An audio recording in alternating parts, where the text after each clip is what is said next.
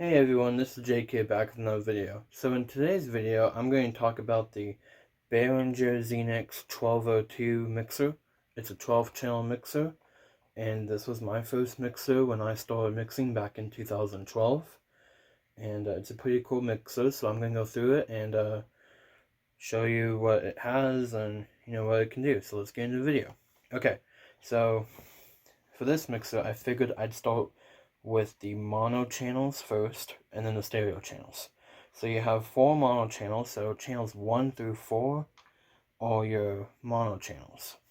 And then 5 through 12 are your stereo channels. So you got 5 and 6, 7 and 8, 9 and 10, and 11 and 12. So I'm going to start with the mono channel first. I'm only going to go through one mono channel and one stereo channel, since the mono channels will have the same thing, and then the stereo channels will have the same thing. So here we go. So this black knob right here, that's going to be your gain knob. So that's going to be to give you more power for your channel. So if you have a microphone here, you could turn up the gain of the microphone. And then channel 2, 3, and 4 also have gain knobs, but they're the only 4 with the gain knobs. The stereo channels do not have a gain knob. So yeah, that'll be for giving more power to your channels. Okay, below, we are now in the equalizer section, the EQ. So the first knob right here, that's going to be your high range. So that's going to give you your frequency for your high range of your mix. And then the second knob in the middle, that's going to be your mid-range. So that's going to change the frequency of your mid-range of your mix. And then this knob right here, that's your low frequency knob. So that's going to adjust the low ends, the bass of your channel. And then this button right here, yeah, there you go, right there, that's your low cut button. So if you push it down, it's going to make the bass less powerful, so it's not too loud. And then you push it up, and then you got, a lot of bass again. Yeah. And then the red knob right here, it can be used for 2 different things. The first thing it could be used for is an external effects processor. So if you have it in the middle, or like all the way up, you'll get your external effects from whatever processor you're using. Then if it's off, then it'll be off. And then the second thing you can use this for is monitoring stage sound. So if you have stage monitors, like if you're using this for a church or a show, or just a live performance, then you can use this to monitor the sound on stage for all the band members. So that's what that does. And then the black knob right here, that's going to be your panning knob. So pan, hold left, middle, hold right. So that's what that knob does. And then this bottom knob right here, that's your volume knob. So turn up, and it's on. Turn down, it's all the way off. I know the way that the knobs look on the camera is different because of the way the camera is. I know they may look on, but to me they're actually off. So yeah, okay, so now we're going to go over to the main section, which is right here. So we're going to start from the top. So this button right here, that's your phantom button. So that's going to give you more power for condenser microphones. So when it's pushed down, it's on. And this red light right here will be on when you have phantom power on. And then push it again, it's off. And the red light, it won't shut off right away. It'll start dimming until it's completely off. And the orange light right here, that's your power. So when you turn on your mixer, it'll be orange. When you have it off, it'll be off. If the mixer is losing signal or it's lost signal, it'll be a dim orange light. Okay. And then this knob right here is your main knob for your external effects processing or your stage monitors. And then below is your control room, so CD tape to control room. So that's going to take whatever you have in the 2-track input right here, and it's going to send it to your control room for recording.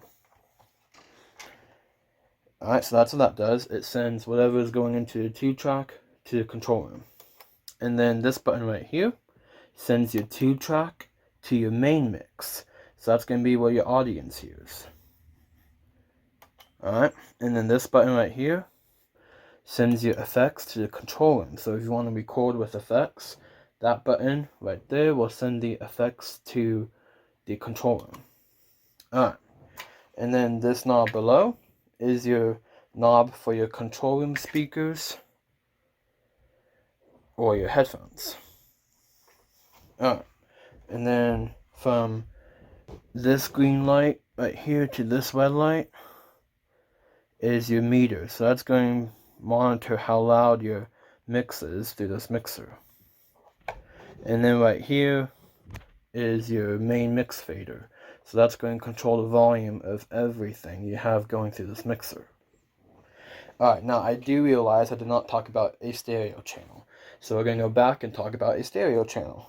So again, this knob is going to be for your external effects processing or your stage monitors.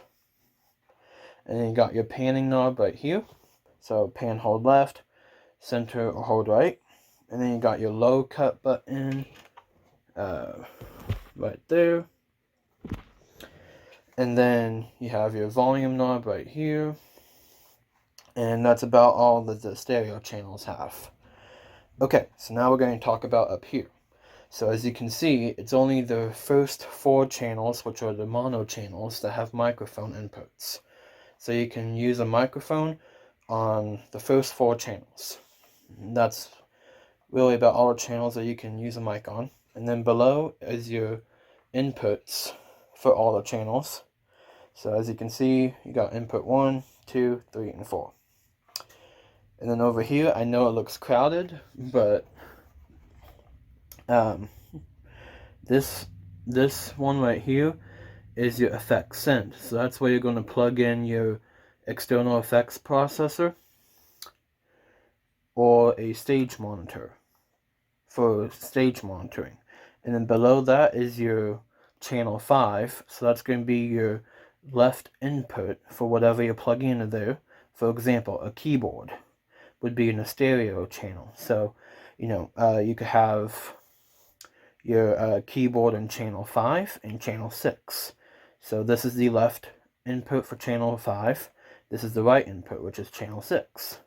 And then you got the left input, channel 7, right input, channel 8, left input, channel 9, left input, channel 10, left input, channel 11, and then right input, channel 12. And then right here, these two right here are where you're going to plug in your main speakers for your audience to hear. So right here at the top. And then over here is your control room output. So that's where you're going to plug in your speakers or monitors for your recording studio. And then the top OCA output, that's going to be where you're going to plug this mixer into like a tape deck that takes OCA plugs, or a 4-track cassette recorder, or anything that uses OCA plugs. That's going to be where you output this mixer to record with this. And then below that is your CD tape to mix input. So this is the 2-track input that I mentioned earlier, where you will plug in your tape deck or your 4-track cassette recorder or any recorder so you can hear your playback of your recordings that came out of here. So, yeah, this mix is pretty simple. Oh, what I did not mention, though, is on all the channels, actually it only looks like the first 4 channels, there's a clip light. So, it's going to be right there. that's going to blink red if your gain is too loud. So if your gain is too loud, that will start clipping red. It'll start blinking red, and that tells you to turn down your gain. If it's still clipping after you've turned down your gain, try turning down your volume on your channel. And if it's still clipping, try turning down the main mix fader or the control room knob. Or maybe even the effects are too loud. So you might have to turn down the effects. So yeah, this mixer is pretty simple. It's great for beginners. This was my first mixer. Now I'm going to turn it around to the back. There's not really much in the back, except for the power supply. So that's going to be where you plug in the power. Now this mixer does not have an on and off switch, button, or any of that. So the only way to turn it off is to unplug it, and then you plug it in to turn it on. But here's a tip: I would not recommend unplugging it and plugging it in from the mixer itself when you get this mixer and you start using it, because I've done that so many times and I've ruined the plug. With the way the plug is designed, it's not meant to be unplugged and plugged in millions of times. So once you plug it in, it stays plugged in forever. So the way to turn it off would be to unplug it from the extension cord or the wall. And if you're using a 6-way or 8-way extension cord, like a surge protector or something, you could get one of those just for this mixer and use that switch on the extension cord or surge protector to turn off and on the mixer. But yeah, if I find a link for this mixer, I will link it in the description below. And if you found this video helpful or maybe inspiring, and maybe you want this mixer, please subscribe to this channel, click the bell notification so you don't miss any future content. Give me a thumbs up, comment down below, let me know what you think. If you have any questions or concerns about this mixer, I will get back to you as soon as possible. Share this video with your friends and family if you liked it and found it helpful or inspiring, and I will see you next Thursday for another tutorial or review. Alright, bye.